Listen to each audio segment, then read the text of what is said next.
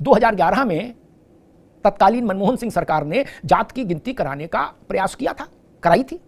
आपको पता है उसमें कितनी जातियां निकल कर आई थी भारत में? आप सुनेंगे तो आपका सिर चकरा जाएगा, बेहोश हो जाएंगे। जात के बड़े बड़े विद्वान बेहोश हो जाएंगे, जात की राजनीति करने वाले बड़े बड़े राजनेता बेहोश हो जाएंगे। कितनी जातियां निकली थी आप अंदाज लगा के सोचिए। अंग्रेजों ने जब जात की गिनती बंद की थी तो उस वक्त 4138 जातियां थी भारत में कुल, और जब मनमोहन सिंह ने कराया तो कितनी जातियां निकली? 46 लाख। कितनी? 46 लाख जातियां। मनमोहन सिंह की सरकार ने कान पकड़ लिए, बोले क्षमाऊनाथ, और अंत में मनमोहन सिंह की सरकार ने कहा कि ये जो रिपोर्ट आई है इसको हम डस्टबिन में फेंक रहे हैं, ये सार्वजनिक नहीं करेंगे, क्योंकि ठीक नहीं। 46 लाख जातियां आ गई लिख के।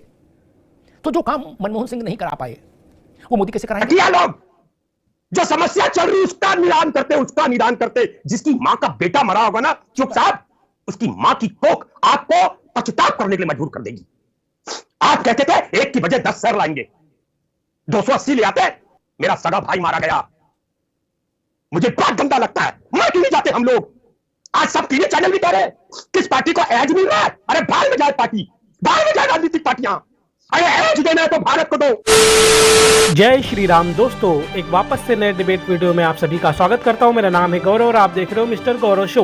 दोस्तों एक बार फिर से धमाकेदार डिबेट वीडियो लेके आ चुका हूं। वरिष्ठ पत्रकार अमिताभ अग्निहोत्री जी का डिबेट वीडियो है। दोस्तों जैसा कि भी आप लोगों ने क्लिप देख ली होगी और आप लोगों को समझ आ चुका होगा कि आज का जो विषय आज का जो डिबेट है वो किस विषय पे। दोस्तों जिस तरह से कास्ट सेंसस को लेकर मोदी सरकार ने अचानक जो है जिस तरह से फैसला लिया उसको लेकर जो है काफ़ी चर्चा हो रही है। दोस्तों मोदी सरकार के इस निर्णय का जो है बहुत ज़्यादा विरोध होता हुआ नजर आ रहा है। सोशल मीडिया पे जो है इसका विरोध हो रहा है। दोस्तों आज की डिबेट में जो है आज जो अमिताभ अग्निहोत्री जी ने उन्होंने जो है बीजेपी के प्रवक्ता को भी बहुत अच्छे से जो है उनसे जो है सवाल जवाब किए हैं। दोस्तों जिस तरह से जो है आप लोगों को पता है जिस तरह से जो है पहलगाम हमला हुआ उसके बाद से देश में जो है ये कयास लगाए जा रहे हैं कि सरकार जो किसी भी समय जो है इसका जवाब देगी, लेकिन वहीं जो है जिस तरह का निर्णय आया उससे लोग उसको लेके जो है लोग इस एक तरीके से जो है भ्रम में हैं। और वहीं दोस्तों ये कांग्रेस पार्टी हो या समाजवादी पार्टी हो, ये लोग अपने बोल रहे हैं कि हमने जो है सरकार को जो घुटनों पे ला दिया, सरकार को झुका दिया। दोस्तों आज की डिबेट में अमिताभ अग्निहोत्री जी ने बहुत अच्छा जो है जवाब दिया है इन लोगों को। चलिए दोस्तों ज़्यादा देर न करते हुए डिबेट को शुरू कर लेते हैं। चैनल पर पहली बार है, चैनल को सब्सक्राइब कर लीजिएगा। बैठक सेनाध्यक्षों के साथ हो रही थी, राष्ट्रीय सुरक्षा सलाहकार के साथ हो रही थी। ऐसा नहीं था कि कोई सामाजिक जीवन के लोगों के साथ बैठक हो रही थी जो जात के गणित को समझते हो, सामाजिक जीवन के बड़े लोग हो, देश में जिन्होंने काम किया हो, जंगलों में घूम घूम के जातियों के बीच में, ऐसे लोगों के साथ तो बैठक नहीं हो रही थी। बैठक हो रही थी जो गोला बारूद का मामला जानते हैं, और उनके साथ बैठक का परिणाम ये आया। अब ये विपक्ष वाले भी हतप्रभ है, समझ ही नहीं पा रहे कि आप तो आए एकदम आंधी तरीके से और इनके हाथ से इनका झंडा छीन के निकल गए। सामाजिक आर्थिक और जातिगत जनगणना SECC, ठीक, SECC मनमोहन सिंह की सरकार ने यह कराया। उसके जो रिजल्ट आए ना, रिजल्ट जिनने देखे वो बेहोश हो गए, जिनने सुने वो कुमम चले गए। पता है आपको कितनी जातियां मिली थी? अंग्रेज छोड़ के गए थे 4138 जातियां, और निकली इसमें कितनी? 46 लाख। 46 लाख जातियां। क्या तमाशा है अनुपचक? नहीं, इससे बड़ा तमाशा तो नहीं हो सकता। 46 लाख जातियां लिखत पढ़त में आ गई, कंप्यूटर से फर निकलने लगी। अब कौन सा अलादीन का चिराग आप लाएंगे जिससे वो नहीं होगा हादसा जो मनमोहन सिंह के समय हुआ? 46 लाख जातियां निकल कर आ गई। हो सकता है इस बार 50 लाख निकल के आ जाए तो क्या करिएगा? 46 लाख जातियों की बात कही तो वो सबको पता है कि प्रैक्टिकल संभव नहीं है।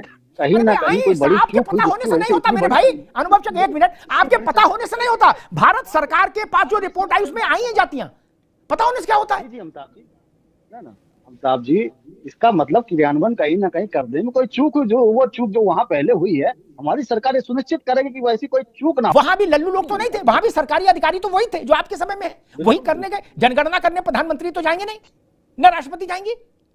जनगणना करने कौन जाएगा? BLO जाएगा, प्राइमरी स्कूल का टीचर जाएगा, लेखपाल पटवारी, ये लोग जाएंगे ना। आंगनबाड़ी वाले भी जाने लगे हैं, आंगनबाड़ी सब लोग, आशा दीदी। अनुभव जी, अमिताभ जी आपकी सारी बातों से सहमत है। जैसे जिले का कोई कप्तान अच्छा चला जाता है तो पुलिस व्यवस्था तो वही रहती है, लेकिन जब अधिकारी अच्छा होता है तो नीचे काम करने वाले लोग भी ढंग से काम करते हैं। अधिकारी अगर लापरवाह होता तो नीचे वाले लोग लीपापोती कर देते हैं। हमारा प्रयास यही होगा कि लीपापोती करने की जगह जो ग्राउंड रियलिटी है वही जाति जनगणना में शामिल करा जाए। ऐसा ना हो कि कुछ भी लिख दिया गया, घर बैठे बैठे रिपोर्ट बना दी गई। ये चीजों से बचने का प्रयास करा जाएगा और जो ग्राउंड रियलिटी है वो देश के साथ। देखिए, मैं अभी उत्तराखंड की यात्रा पर मुताबिक अभी मैंने देखा कि पहाड़ों से गुजर रहा था, जंगल से देखा बहुत सारे गिरगिट जो है सड़कों पर, कुछ बेहोश पड़े थे, कुछ मरे पड़े थे। तो पता चला कि ये तो जो है गिरगिट बड़ा डिस्टर्ब है बेचारे। तो सोच रहे हैं कि साला प्रकृति ने हमको दिया है रंग बदलने की सुविधा, ये हमसे ज्यादा तो भाजपा वाले कर लिए। वो बिल्कुल कंफ्यूज है, गिरगिट सब बेहोश हो गए, गिरगिट सड़कों पे गिर गए। तो ये भारतीय जनता पार्टी गिरगिट को भी शर्मा दी। गिरगिट भी पानी मांग रहा है इनके आगे कि कब कौन सा चोला बदल रही है। जिसे भारतीय जनता पार्टी का गठन हुआ था, आपको याद होगा, सोशल इंजस्टिस के लिए, सामाजिक अन्याय के लिए, वो Bharatiya Janata party social justice की बात कर रही है।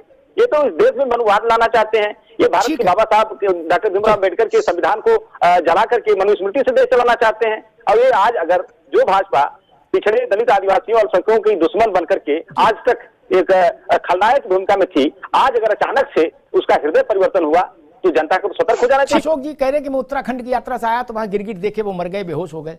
मैं उनको बताऊंगा कि आप उत्तराखंड की यात्रा पर लेट गए, पहले भी एक आध बार रुक जाओ भैया, जाना चाहिए था।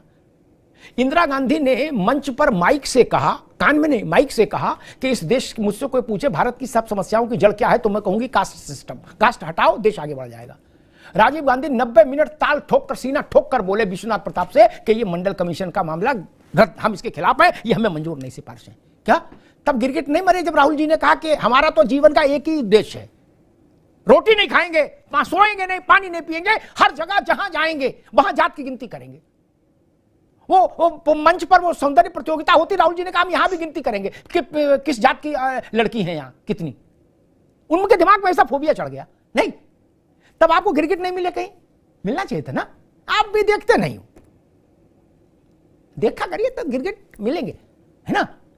वो तो उनके परिवार की एक दादी एक पिता, रिकॉर्ड में दर्ज है। मेरे कहा ना मानो, गूगल में जाकर चेक करो क्या बोले थे राजीव गांधी। खैर, राज शर्मा साहब 2023 से अब तक राहुल गांधी का 90% फोकस, 10% में सारा देश दुनिया रहा, 90% फोकस इसी पर रहा, भैया जात की गिनती होगी, करवाओ। ठीक, अब जब पूरे साल एक किताब पढ़ी और इम्तिहान से 10 दिन पहले वो किताब सिलेबस से बाहर हो गई, अब नई किताब आ गई तो कैसे होगा इतनी जल्दी। इन भारतीय जनता पार्टी के आंसू क्या सूख गए? इनका क्या जमीर मर गया है? मेरा सगा भाई मारा गया है श्रीनगर में, ये क्या जानेंगे? घटिया लोग, घटिया लोग। आप ही ने अभी कहा था, बात कर रहे थे जनरल साहब से, बात कर रहे थे एनएसए से, अब जाति जनगणना कराएंगे। मुझे एक बात का जवाब चाहिए, इन्होंने कर दिया, अच्छा किया। क्या सरकार जाने से 4 दिन पहले का ये वाक्य है? सरकार अभी बची थी। अगर मेरा जो ज्ञान सही हो तो सरकार के लिए अभी दिन है। अरे 6 महीने बाद कर देते। जो समस्या चल रही उसका निदान करते, उसका निदान करते। जिसकी मां का बेटा मरा होगा ना, चुप साहब, उसकी मां की कोख आपको पछतावा करने के लिए मजबूर कर देगी। आप कहते थे 1 की बजाय 10 शहर लाएंगे, 280 ले आते। और एक और बात, हालांकि मैं डिबेट चले जा रहा, ये मत कहना भारतीय जनता पार्टी के नेताओं कि हमारी सरकार ने शिमला समझौता कर दिया। यही चुपचाप चैलेंज करूंगा, शिमला समझौता बता देना, गुलामी कर दूंगा। मेरा सगा भाई मारा गया, मुझे बहुत गंदा लगता है। मर क्यों नहीं जाते हम लोग?